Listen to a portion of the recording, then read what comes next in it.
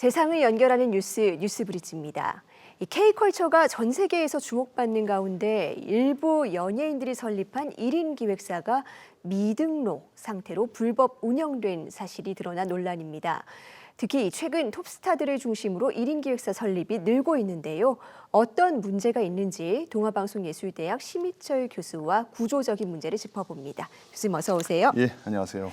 네, 지난 2014년부터 대중문화예술기획업 등록제가 시행이 됐는데도 지금 이 기획사가 미등록 상태로 운영된 사실이 지금 줄줄이 밝혀지면서 논란입니다. 어떤 상황인 건가요? 그렇습니다. 우리나라를 대표하는 스타급 연예인들이죠. 이번에 이제 문제가 된 사례를 보면 성시경, 옥주현, 이한희 씨 등과 같이 유명 연예인이 소속된 기획사가 미등록 상태로 뭐 짧게는 한 2, 3년, 길게는 10년 이상 이렇게 운영된 사실이 알려지면서 굉장히 논쟁이 됐습니다. 지금 말씀하신 것처럼 이 법이 시행된 것은 이제 11년 전이에요. 2014년 7월 대중문화예술산업발전법이 본격 가동되면서 이 제도가 도입이 됐는데요.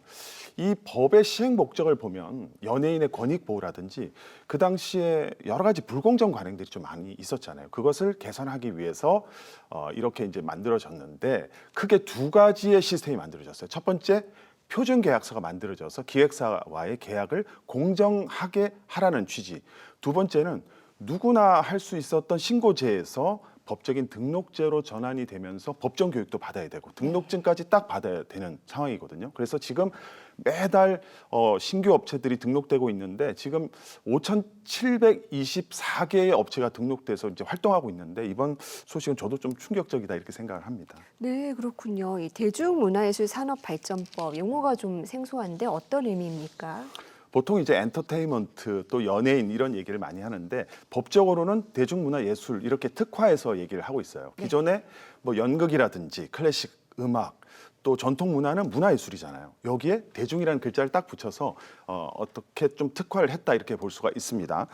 그래서 연예인은 대중문화예술인 이렇게 부르면 되고요. 또 이들이 소속된 기획사는 대중문화예술기획사, 또 관련 법률은 대중문화예술산업발전법이다 이렇게 이해하면 되겠습니다. 네, 법이 만들어진 게 한 10년 정도 됐어요. 당시에 법이 만들어지게 된 배경이 있었을 것 같은데요. 근데 발전법이나 이런 특별법이 만들어진 계기는 두 가지예요. 산업이 갑자기 급성장하면서 제도 마련이 시급하거나 아니면 문제는 계속 터지는데 어떻게 처벌하거나 관리할 수 있는 방안이 없는 경우인데요. 네. 이번에 대중문화예술산업발전법 같은 경우는 이 두 가지 모든 요건이 필요해서 만들어진 법이다 이렇게 보시면 될 것 같아요. 비유적으로 말씀드리면 저희가 청소년들을 질풍노도의 시기라고 하잖아요. 네. 육체적 성장은 많은데 정신문화가 따라가지 못한다라는 이제 취지인데 엔터업계도 비슷한 상황이었다고 볼 수가 있어요. 그 당시에 12년 전에 보면 엔터 산업이 급성장하면서 이른바 동방신기 사건이 있었어요. 네. 또 하나는 유명 연예인의 죽음으로 이르는 안타까운 이런 소식들이 전해지면서 국민적인 공감대에 의해서 이제 이 법이 만들어졌는데 이제는 등록제는 엔터업계의 케이스마크다, 품질 보증서다 이렇게 이제 생각될 수 있기 때문에 반드시 등록을 해야 한다고 생각합니다. 네, 이번에 문제가 된 기획사에서는 절차를 몰랐다라고 해명하는 경우가 많은 것 같아요. 근데 10년 이상 미등록하고 있는 곳도 있는데 이렇게 오랫동안 모를 수가 있는 겁니까? 사실 전문가들은 모르기 쉽지 않다 이렇게 얘기를 하고요. 네. 대중들도 조금 기회를 줘야 된다라는 의견도 있고 아니 이게 말이 되느냐 이제 이렇게 얘기를 하고 있는데 사실 그 구조를 살펴보면 지금까지 고발 조치가 한 건도 없었어요. 근데 문체부 입장을 들어보면 일반적으로 뭐 과징금이라든지 영업 정지 같은 이런 처벌 규정이 없거든요. 그래서 이런 제도 보완이 좀 있어야 될 것 같고 또 하나는 지금 일단 이제 문체부에서는 연말까지 유예를 해주겠다. 좀 너그러운 마음으로 지금 이렇게 얘기를 하고 있는데 그래서 지금 문제가 되는 업체들도 빠른 지금 등록 절차를 밟고 있기 때문에 한두 달 뒤면 다 등록이 될 것으로 이렇게 이해하고 있습니다. 이 등록 절차를 거치려면 또 교육을 받아야 되잖아요. 어떤 교육입니까? 등록 교육이 있고 이제 등록제를 운영하고 유지하기 위해서 이제 업그레이드되는 교육들이 계속 있는데 크게 세 가지로 볼 수가 있어요. 첫 번째는 법률 교육입니다. 네. 아까 말씀드린 표준 계약서라든지 요즘에 뭐 정산 문제 연예인과 많이 생기잖아요. 그래서 이 법적인 이런 교육들은 반드시 받아야 하고 두 번째는 인권 교육입니다.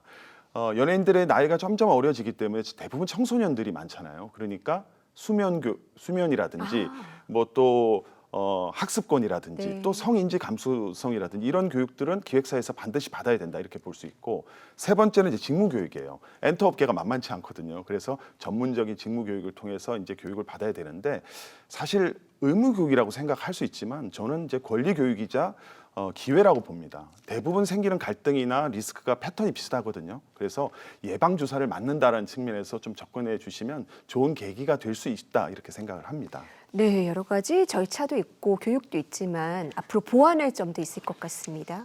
이번에 뭐 아까 말씀해 주셨듯이 대부분 1인 기획사 문제거든요. 네. 그래서 절세 수단으로 1인 기획사를 활용하고 있는데, 사실 절세와 탈세, 합법과 불법의 경계에 있다가 이번에 적발된 업체들 보면 대부분 다 불법으로 좀 넘어갔어요. 그래서 이 부분에 대해서 충분한 숙지가 좀 있어야 된다 생각이 들고, 저도 이제 실태 조사를 좀 해보면 대형 기획사는 이런 관리 시스템이 좀 잘 되어 있는 경우가 많습니다. 요즘 많이 발전을 했고요. 근데 좀 사각지대에 있는 소형 기획사 중에 일부, 또 무명 아티스트 이런 부분에 있어서는 예전에 그런 어떤 문제점들을 계속 가지고 있는 경우가 많아서 투 트랙으로 이제는 이런 사각지대에 있는 관리도 좀 필요하지 않나 이렇게 생각을 해봅니다. 네, 우리 대중문화 예술 산업이 지속적으로 발전하려면 조금 더 합리적이고 투명한 환경을 만드는 것도 중요하지 않을까 싶습니다.